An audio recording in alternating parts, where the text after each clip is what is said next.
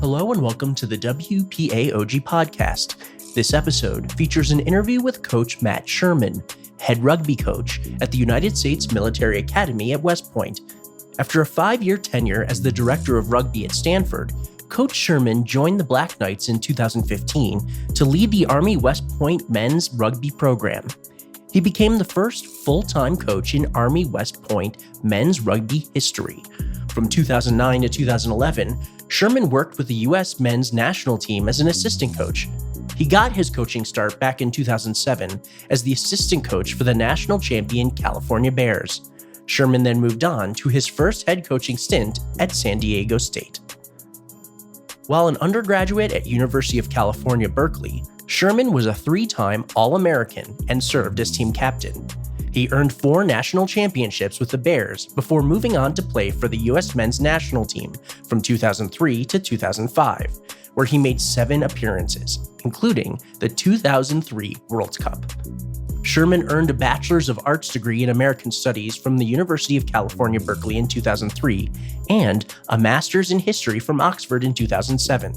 He is currently pursuing a Master's in Sports Psychology from JFK University. In this episode, Coach Sherman talks about the current efforts to defend the national championship title, the steps he takes to elevate cadets to be successful, and the important legacies and impact Margin of Excellence donors have had on the program.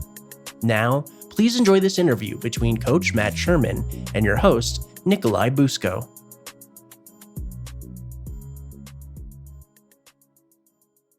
Hello, everyone. Thank you for joining us for another West Point Association of Graduates podcast.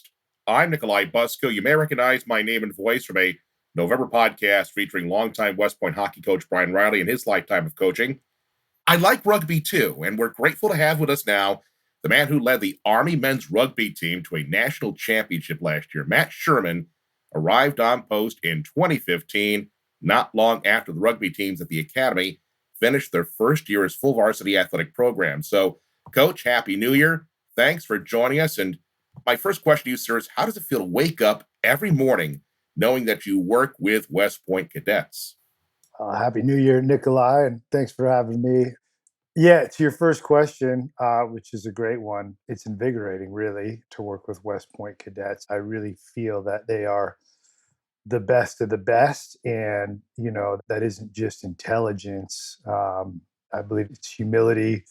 They're fun, and they're funny. They're able to have a good time, and sometimes with restricting environment, and but most importantly, their moral, ethical compasses, especially for being their age, is just so sound. And at a time when perhaps our country is quite divided, you get great faith in our future, being around such quality young people every day. So, yeah, it really is inspiring and motivating. I certainly feel a greater responsibility coaching here than anywhere else because they're important. They're going to make a difference in a lot of people's lives and in our country's life. And, if what we can do in our median here to develop them can play a big part of that, then we need to get that right.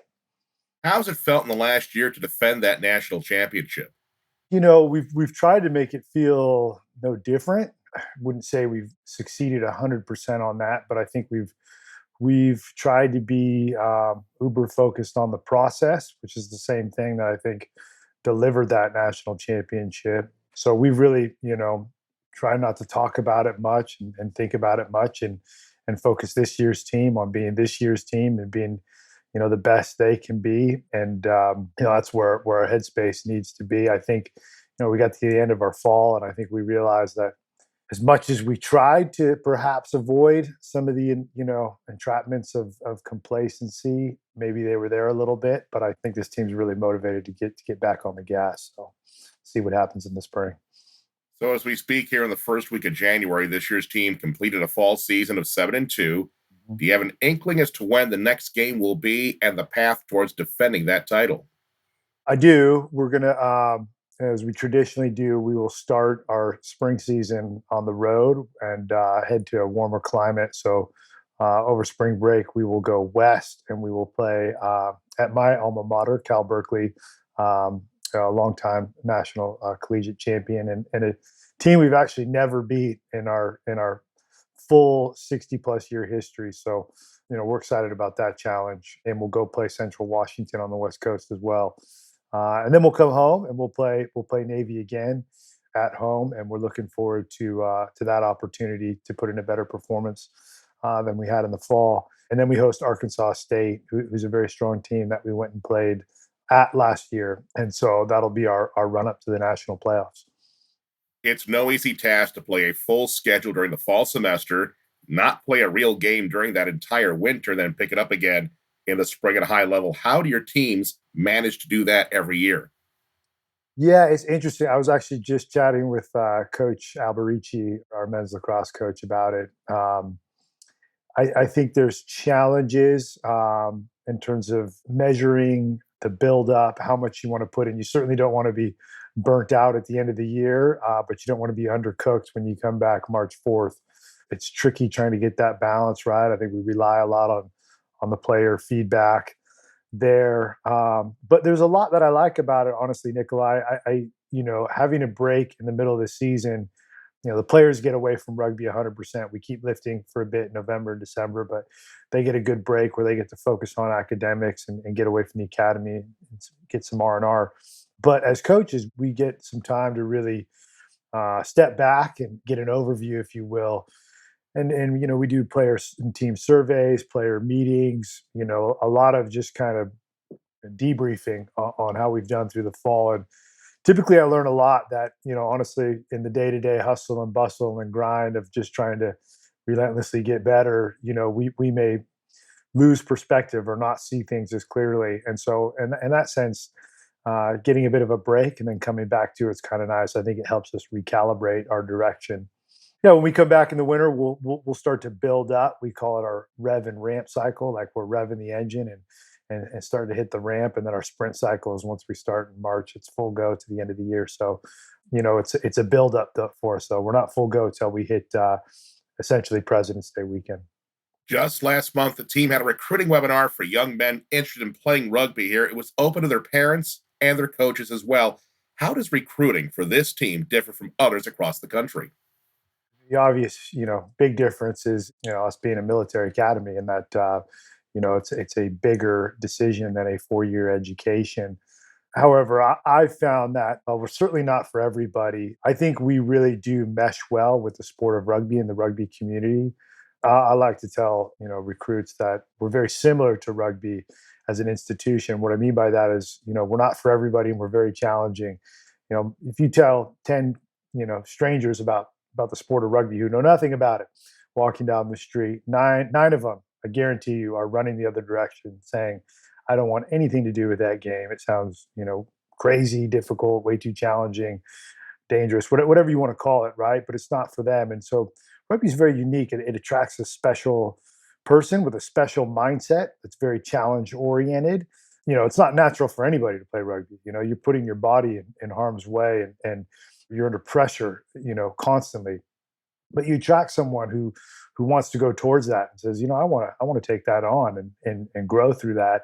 You self-select a special type of person, and then you go through that challenge with a bunch of like-minded people, and your culture is very unique and very tight and very special. And I think West Point is somewhat similar. You tell 10, 17-year-olds like, hey, do you really want to go push yourself to be the best you can be? Or, do you want to go to state and have recreation?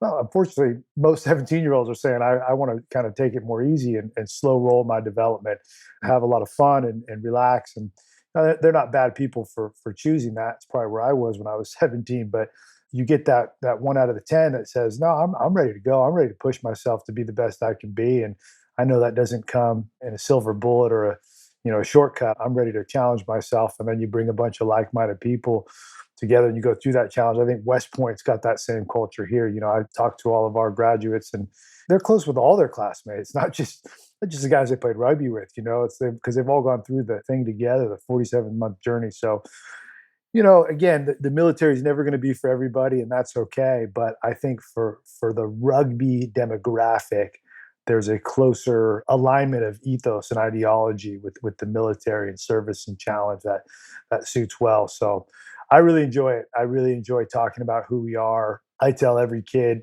what I just told you wouldn't have been for me when I was 17 because I was too selfish and too immature. But I wish I had been in that place because I genuinely don't think you can make a better investment in yourself. And obviously, coming here is more than that. It's about making an investment in our country and service. But I think what the cadet gets out of it in return is also just the overall development in terms of character and leadership capabilities and the education. I just think you're putting yourself on a trajectory to become the best person you can be. And there's no better gift. Every cadet who comes to the academy does so with the intention of serving the U.S. Army. Since you arrived here, what have your players done since graduating? Oh, they're amazing. They're doing incredible things. It's a great question. I mean, I remember when I first got here, it was the class of 2016. And I remember they talked a lot about the class of 2007, Army Rugby class of 2007. And those guys have done some pretty incredible things and really dedicated their lives to service of our country, things in the special forces community and all over the Army. And now, that first class of 2016, the first one that I saw graduate, the current team talks a lot about the class of 2016, and these guys are out there doing the same stuff and really crushing it in the Army. And some of those guys are starting to. I think we'll have our first batch coming back to be at West Point on rotation next in the next year or two, and I'm really looking forward to that, seeing them come back and serve the team as ORs. But they do amazing things. I mean, all over the world in different branches. Most of our guys are combat arms. It kind of fits the ethos of the team, but not all of them. And yeah, most of them are still actively serving in the Army. He graduated from the Academy in 1984, and he's one of the Academy's highest profile rugby alumni. Lieutenant General H.R. McMaster, who served as National Security Advisor following roles in the Gulf War, Operation Enduring Freedom, and Operation Iraqi Freedom. Somewhere in all that, McMaster taught military history on post. He's a 2021 distinguished graduate. When you're trying to recruit for your program, do you use McMaster and others as examples of what these young men can accomplish by coming here? Yeah, absolutely. I mean, we use it for recruiting, and we also use it for team and culture building with the current players to let them know, what a tremendously impactful legacy that our team is a part of, and that they're now the honor guards and stewards of. So, yeah, no, HR McMaster, has had a tremendous career. On top of everything you just mentioned, I mean, he wrote a pretty famous book after Vietnam, and he just recently wrote a book, Battlegrounds, which I'm attempting to read. It's very it's challenging my intellect every page, but he's had a tremendous career, and he really cares about the sport of rugby and this team. He's still actively involved on our Army Rugby Alumni Committee, steering committee. Comes back every year to our Old Gray game and our legacy event, and has spoken at that event. And so it's phenomenal to have a guy like that in your corner. He talks actively about how rugby's developed him as a man and a person and a leader, and the impact it's had on its life. And it's great to have that example to turn to, as you said, for recruits and for the current team. And he wasn't the only Army Rugby member who was part of that 2021 distinguished grad class. In fact, Randy Pace was also part of that class. So 2 of the 6 were Army Rugby players, and that's some of our General Lloyd Austin, Secretary of Defense, played a bit of rugby here. You turn to some of our more younger graduates, in terms of the recent awards, the Award for Valor, the most prestigious award at West Point, the Ninninger Award. The first winner was an Army West Point rugby player, and 2 of, I think, 10 total are Army ruggers. So, yeah, the impact this team has had on the Army and the country at large is tremendous. And again, it makes us inspired. We feel inspired, but also humbled, and I think feel that sense of responsibility that we need to get this right and keep honoring and fulfilling that legacy. The opportunity to represent the country is one commonality that West Point has with USA Rugby. Is there a program that would allow some of your finest players a chance to play for the national team? Yes, absolutely. In fact, it's there's 2 programs. We had our first players this year choose to play Major League Rugby, which is a budding professional league. It's now its fifth year. So we had two players, seniors, part of the national championship team who did take that opportunity to defer. I know they're equally as excited about serving, but I know they felt, this was a once in a lifetime chance to play a couple years of professional rugby, and they were both picked up by the team in Washington D.C., Old Glory. So they're down there. In fact, I think today was their report date to start their training, and I know they're very excited about that. And one of them, Koi Nelligan, who was the MVP of the national championship game, he was selected this fall for a junior national team assembly. So I think both of them, Colin Gross and Koi, have an opportunity to play into that team in the future. The other program we have is the World Class Athlete Program, which is unique to the Army. And this is pretty special, where if you are a Olympic caliber athlete in an Olympic sport, the Army will have you train with that national team to potentially represent the United States Army in the Olympics. And so 2018 grad Jake Lakina, Nikolai, you probably remember that name. Very much so, yes. Yeah, super athlete and an even nicer man and phenomenal person. He's training now full-time. He's now Captain Lakina, but he's training full-time at the Olympic Training Center in San Diego. And I know they think he's got a very good chance of being a 2024 Olympian. So there's a couple of programs. That's called the World Class Athlete Program that Jake's in. And then there's the professional deferment of service program that the other guys are in. And, Jake's been able to continue moving his career forward while he's doing that program. But there's a couple that our guys are taking advantage of and really appreciate.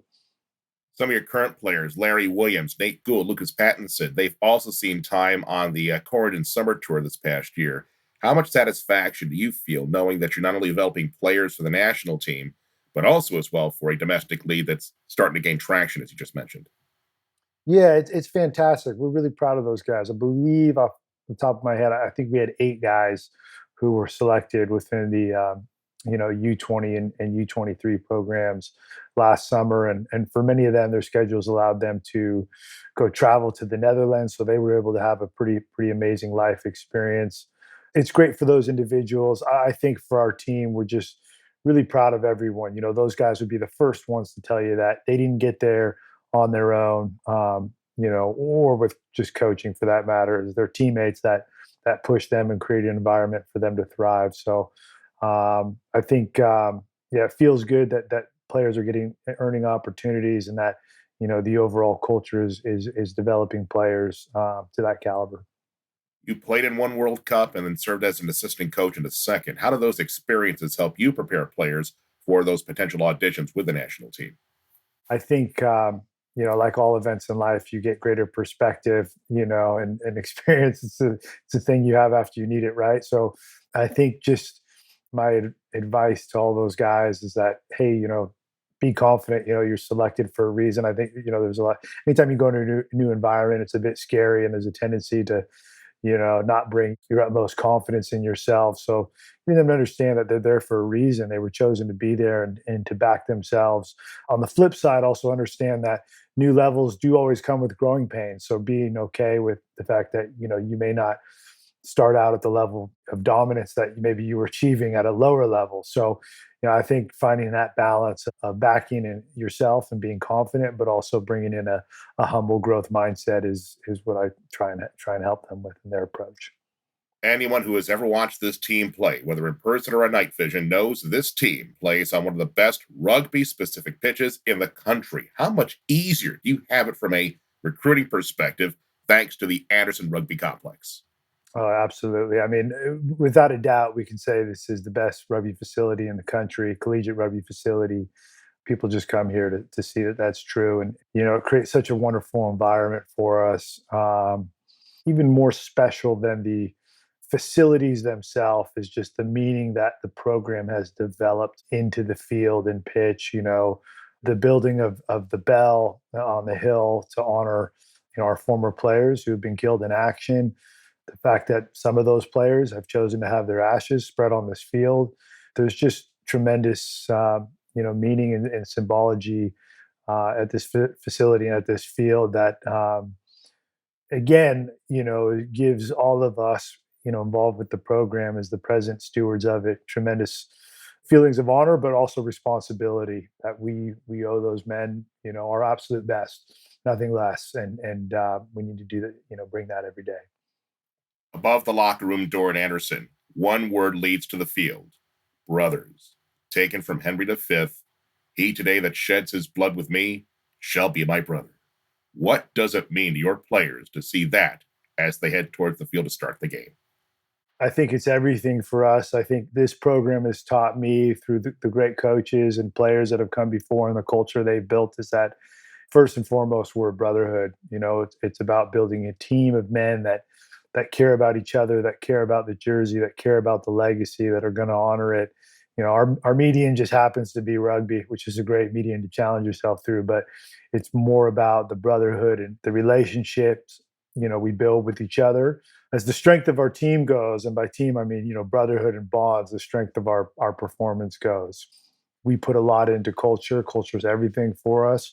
And living the behaviors that drive that brotherhood in a positive direction. And that's what we're about first and foremost. You've had some legendary battles with Navy over the years. What is it like to have the midshipmen here for a game? It's good because we haven't had them in a while. So some shifty scheduling, has meant that we've played them 3 times away. Now, once was at a neutral venue in DC, which was a curtain raiser last year to New Zealand and the U.S. and the Commanders. So that was a great experience. But no, our seniors have not played them at home. While they've been down to Navy twice. So I'm mainly looking forward to the fact that our seniors will get that opportunity to play them at home. But yeah, it's always such a tough game and such a fine margin, a very emotional day, very stressful build up in time. But we're very much looking forward to it. I think we weren't too pleased with our performance when we played them in the fall, and we weren't very pleased with our performance, the fall before when we beat them, to be honest. But so Navy gets credit for that, right? They're certainly causing us some problems, but I think we felt that not only did we leave something off the table that day, that we realized after that day that perhaps we hadn't been back to my original point about not being complacent. I think we realized that perhaps we had not been improving as fast as we could, which is what we're about. So I think we're all very excited to get back to work here in the new year. People who come to Anderson Rugby Complex for games may notice something else when they pay very close attention. They may see a film crew. Is there a documentary going on? Yes, there's a documentary. A few of our graduates who are filmmakers, one's a writer and one's a documentary maker, just made a fantastic documentary on the famous New York Yankees manager, Yogi Berra. So just made an amazing documentary. Producer or executive producer, Bob Costas. So it's fabulous if you want to check it out. But Sean Mullen, class of, I believe, 97, 98. He's him and his classmate, former teammate Brian Anthony, who's a writer, are making a documentary on the team. The idea was brought up last fall, early perhaps I guess summer of 2021, and they started following us last year. So actually came to that Navy game that I mentioned in DC, which was a great event, and then they followed us through the playoff run and into the championship. So I think that was good that they were able to capture some of that stuff. But the intent was always to follow the team this year. So they've been following the team this year. We had to weigh the decision. I mean, obviously, it's hard sometimes for it not to be a distraction.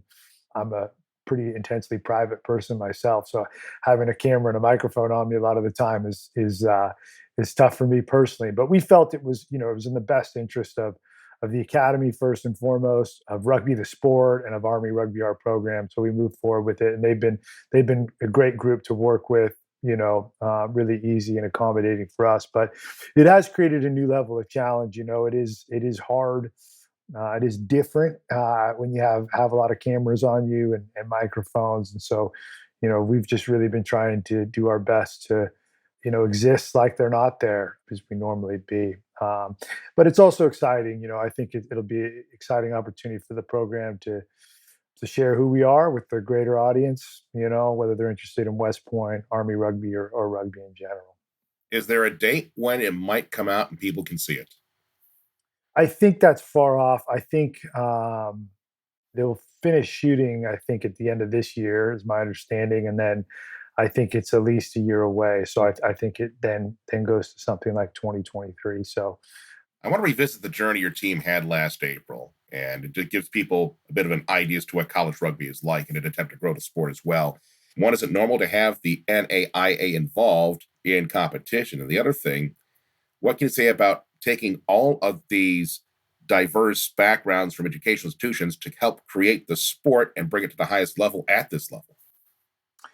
yeah, well, they certainly are unique brands. Lindenwood actually became a Division One NCAA school this year, so I know our hockey team was playing them as well. But rugby is unique to most of our sports, not all of them at West Point, in that we're not governed by the NCAA. So people often get confused between what that means, varsity and core squad, or NCAA or not. Varsity core squad just refers to how the school supports the sport. Through varsity or club, or some schools have things in between, team athletics, and then the governance of the sport is whether it's NCAA or something else. So, for instance, crew is a sport that I believe is still not governed by the NCAA, and there's other sports like rugby, sprint football. There's others that then are governed by a separate entity.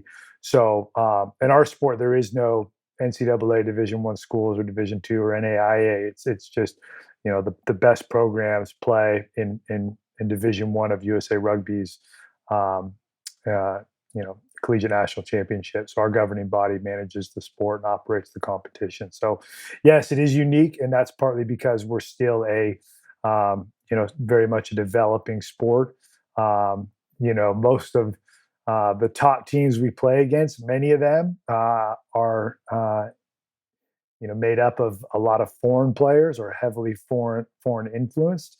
So that creates a different challenge, because obviously we will not be recruiting Kiwis and Australians and South Africans into West Point. We do have a Fijian that the Fijian Army sent over, and he's been a nice addition, and brings a different cultural background and flair to our team, which is fantastic. Um, but yeah, we're different in a lot of respects. You graduated from Cal 20 years ago, where all you did was win for 4 years. How has collegiate rugby changed over that time? It's gotten much stronger. Yeah, high school and youth rugby has been the second fastest growing sport in that period, behind lacrosse, and so that's had a knock on effect into the collegiate rugby ranks, and there's been more institutional support amongst more collegiate institutions. So yeah, it's grown and it's gotten better and it's gotten more competitive, and the USA just won a bid to host the Rugby World Cup in 2031, which many not familiar with rugby would not be familiar with that competition. But it's I believe it's the third largest sporting event in the world, behind the Soccer World Cup and the Olympics. It was massive globally. So that and the professional competition going, there's a lot going right now for rugby. It seems to be on the ascent. Still has a long ways to go. We're still not, considered, I think, a household American game by any stretch, but it's certainly on the ascent. And so, with that ascent, college rugby has become more competitive and grown for the positive. It's hard to find something you didn't do pertaining to rugby during the 4 years you spent coaching at Stanford. In 2015, how did you end up here? This is a great question. We had just had our first child, and we're living in the Bay Area, San Francisco Bay Area, and I'm from there. And I never quite felt at home at Stanford, even though it's a nice place. I'm a Cal guy, that's like graduating from Army and coaching at Navy. Not that I would ever do that, but a different situation. And so there were some reasons we felt it might be best for our family to raise a child outside of the Bay Area. This job opportunity came up, and it was a real tough decision for us. Not that we weren't excited about the Army job. We'd always been on the West Coast. We had three grandparents there, and but we were so intrigued, by the academy, and we had nothing but respect for it. but I don't think we really quite knew how much we would get out of this experience, and how much we love it here. But at the moment, it was a real tough decision, mainly because it was involved leaving family on the West Coast. But there was something that was just, it was a family decision in terms of what was best for raising our kids, but it was also something intriguing about the academy that drew us. And as tough as that decision was at the time, I went home to our apartments, and West Point had sent flowers to congratulate us for having a child. And something about that too just struck me as like, they didn't need to do that. I don't even know how they knew that I had the kid, but it was a really challenging decision for us. We've never once said to each other, we made the wrong decision, or even questioned that we might have. We've loved being here, love everything about West Point. As I said earlier, love the cadets. They're so inspiring, and love the opportunity to work with them. Love being at West Point, how much it teaches me. I'd say these 7 years I've been here have been the hardest 7 years of my professional career. But that's because I feel like I've grown more in those 7 years than any other 7 years. And it's pushed me to be a better leader and person and father and husband. And then, we just love the mission, being a part of developing leaders of character to serve our country. It's so much more than just sport, and it's so significant, especially when having young children that are going to grow up in this country. So Mike Mahan coached rugby at some level for 27 years at West Point, 17 of them as a head coach. He returned for that 2014 season, the first one as a varsity moniker, to oversee that transition to varsity status. Did he have any advice for you as this new adventure began for you? Coach Mahan, commonly known as Father Mahan within the program, I stay in touch with him regularly, and he's been a great resource for me of knowledge and information on the academy, on working with cadets, on developing them, for officership, which they face next. He sends me books that I can read. I mean, he's just been amazing mentor for me, learning all of it, learning West Point, learning the Army, and coaching cadets. So yeah, we stay in touch quite regularly. In fact, I'm hoping we'll get to see him when we go out and play Cal, because he's now, retired in the Monterey area. And it was really, one of my favorite days here at West Point was one of our legacy events. In fact, the first one, we did with our alumni, which was really special. We had, I think, 300 people in the room, our first alumni event, with some upperclassmen and parents, but mainly, former graduates who came back to reconnect with the program. And, we inducted Coach Mahan into our Hall of Fame. So, and it was just amazing. I mean, that's probably why so many people were back too, just to honor a man who'd made such a big impact in their lives. Lee Anderson graduated from the academy in 1961. He and his wife Penny were the lead donors for the Anderson Rugby Complex in 1993. This dedicated facility and fields allowed an already winning club program to develop into a Division I team in 2010 and a men's national championship just this past year. Now, besides the awards, how has this affected the program and allowed it to grow even further? Oh, 100%. In fact, we try and keep close connection and ties and the ethos to that. I think the identity of this team that's been built over its history is one of toughness and grit. That didn't come by accident. Obviously, the sport is going to attract that, but even the sport itself, there's a lot of phony tough in tough things like rugby, but not the Army rugby team. And I know because I've played against a couple of those teams. But this was a team that for a long time has not had. They did not have professional coaching. They didn't have resources, uniforms. They didn't have fields. They didn't have things that do help you. They didn't have experienced players, being able to recruit effectively. So, they still had a team and they were pretty successful. And it was basically off of effort and grit. Hey, that's one thing that, we can be fit, we can be tough, and we can be the tightest brotherhood. And that's what we can be strong on. And those were, there's some very good teams built off of that. But of course, they hit a ceiling, and not having experience, not perhaps having as much coaching or resources. And so while we're extremely grateful for the resources we're able to provide the cadets and team now, we fight for more, right? We want to give them the best resources. We want to hold on to that identity. We want to make sure that we remain grateful for everything and entitled to nothing.